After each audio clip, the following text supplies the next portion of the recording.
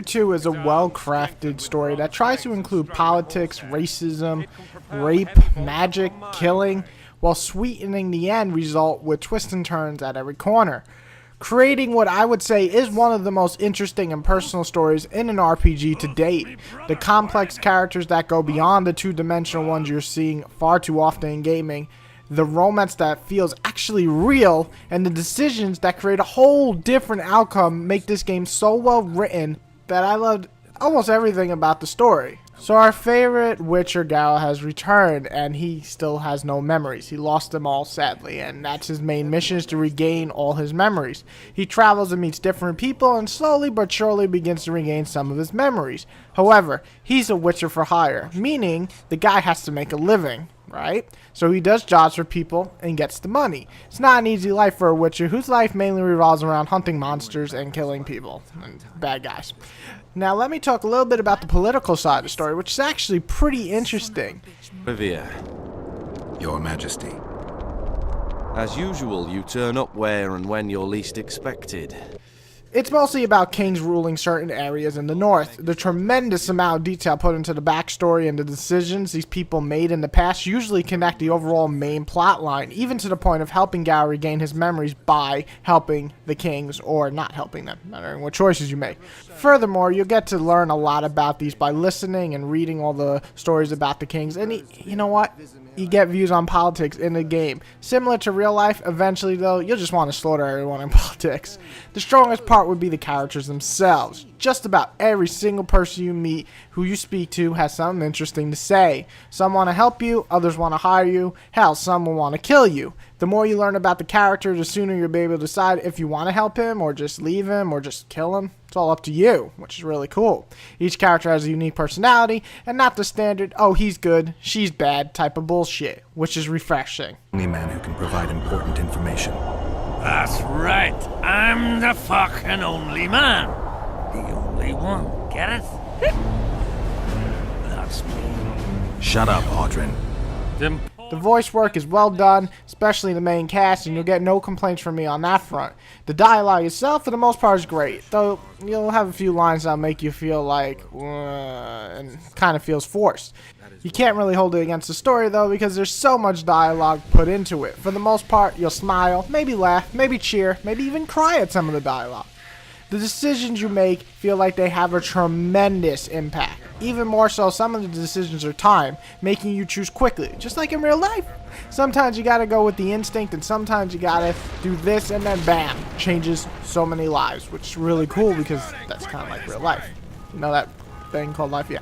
The same goes for the game. Hell, one choice you make, the second chapter, the entire chapter, changes completely from areas, quests, and the people you meet. Right there proves the massive scope the story is trying to present. Really, I have nothing to say bad about the story. If anything, I give them credit for creating such a well-detailed, mature, and quite frankly, fascinating storyline.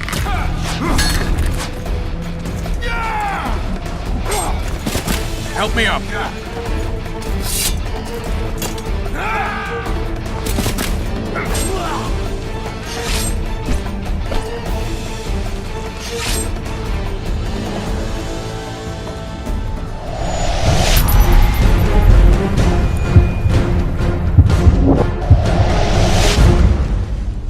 In terms of looks, this game is nothing short of amazing. The game is beautiful. The environments look phenomenal. If I had to be honest, they're probably the best graphics I've seen in some time.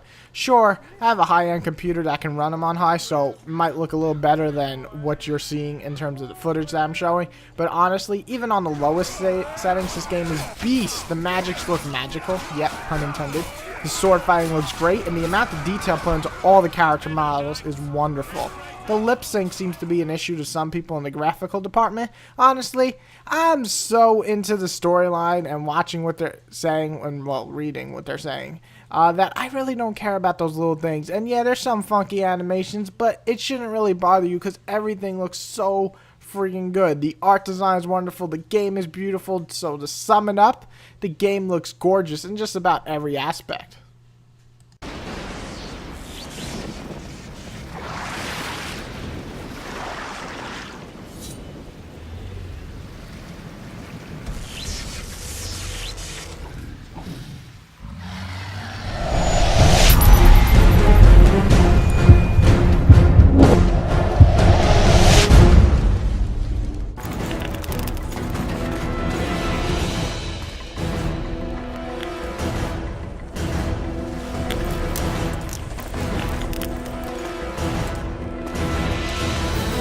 RPGs have definitely expanded in terms of the genre, and there's various different types of RPGs out there now. It's not really like a first-person shooter where some people have a preference on the feel of the shooter, but if it works, then it's at least, you know, playable for anybody who likes shooters. RPGs, on the other hand, have basically tried to take a genre and add more to it or make it different, and this one is no different. When you try an action gameplay with RPGs, you're either massively successful, that's right, pun intended for Mass Effect, or fail miserably, like horrible RPG that came out on PS3 that I can't even remember the name. It was like Zealot Odin or some weird Japanese thing. Either way, Witcher 2 could have went either way.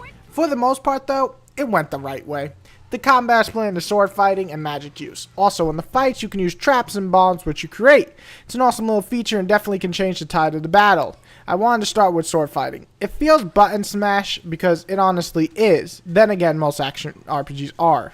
Now, what separates just basically smash the X over and over again is that the AI will destroy your ass if you don't plan on doing certain moves and watching the battlefield, because you will die relatively quickly. Sadly, I'm playing on easy due to absolutely sucking with the keyboard. I'm just really bad in terms of action games. Shooters, I'll shoot your face off.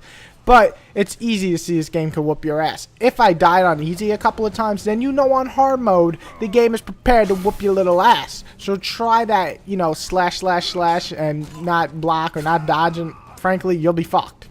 The magic is based on the signs you know. You could switch between them, such as fire or put a defensive barrier around yourself. They come in handy, especially during certain battles. Boss. You'll be able to knock away enemies, put them on fire, defend yourself, and so on, giving you an advantage to change the battle around. Mix that with the swift swordplay, and you have yourself a quick and fun battle system. Now, the problem with the combat is sometimes, usually, based on the area, it can become frustrating. Sometimes getting stuck in a corner when 6 monsters or enemies are surrounding you can be tough, even if you're blocking. If they are relentless and don't stop attacking you and you're stuck in a small area and for some reason the table won't break but you can blow up a wall and you can't escape, prepare to restart. It's not a huge problem because there's not that many bad areas, but thanks to some really crappy areas, usually small little hallways, I was forced to restart a fight a few times just so I can get out of that area. Also, the major boss battles, while they look fun and cinematic, the actual battles themselves can be really annoying and a bit tough. Once you find out the secrets of beating each and every boss, it's pretty easy, but till then, it's just plain annoying. Lucky there really aren't many, so it's a small complaint. The rest of the game requires you to travel quite a lot, find ingredients, craft weapons, swords, bombs, traps, and last but not least, speak to a lot of people. This is all standard RPG stuff from the sounds of it. The game got most of it right in that sense too. The crafting of weapons, swords, bombs, and so on is easy, fun, and gives you a reason to pick up all that loot after you kill someone. I also quite enjoyed speaking to the NPCs of the game, simply to learn about their stories, sometimes help them out with quests, and even sometimes kill them. Either way, it's rewarding because it's interesting to hear what the NPCs have to say. Now, the big thing I hate the most in this game is the map. If there was ever a complaint I had about this amazing game, it's the map. It's a piece of fucking horseshit, cocksucking design by a 3-year-old map. Now that I got that out of my system, there's really that one true negative about the whole gameplay. The rest are minor complaints, but the map really pisses me off. The map never really helps. Shit, it'll get you lost most of the time instead of helping you, and the tracker on missions sometimes goes haywire and picks random spots on the map to go to. The last thing I speak about is the traveling. You do quite a lot of it, though I honestly didn't mind it at all. The map isn't huge like Oblivion or anything, but it's big enough where you can search areas and find secrets. I liked that quite a bit. I kept wishing for a fast travel button because honestly, going to the same place 9 or 10 times by walking there just feels like filler and added time into the game's clock when really there should be a fast travel, let's be honest. Still, the traveling was fun and I got to search areas to find treasure and such and kill baddies.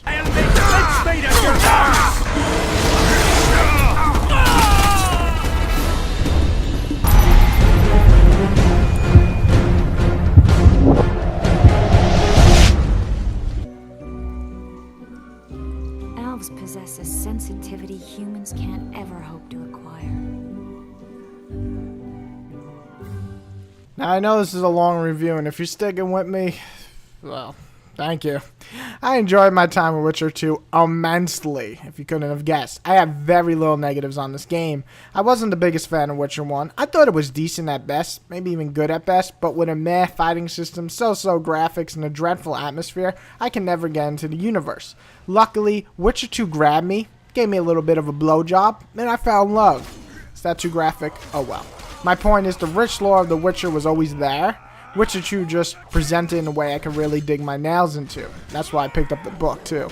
The game will last you about 25 to 30, no, about 40 actually, hours, and depending on how many side quests you do. However, like I said, there's one choice that'll make it change the entire chapter 2, meaning all new people, quests, and so on. So you'll probably warrant a second playthrough, and then you can do it 14 more times because this is a total of 16 endings. I know, quite a lot. Quite a lot compared to 3, right? Hey, you know what, I make fun. I'm gonna shut up. Content-wise, The Witcher 2 is amazing. Not only that, but they keep on making it better and better. Soon the Enhanced Edition will come out on the 360 and be free to all PC owners who own this game. So no matter which copy you pick up, you should love it.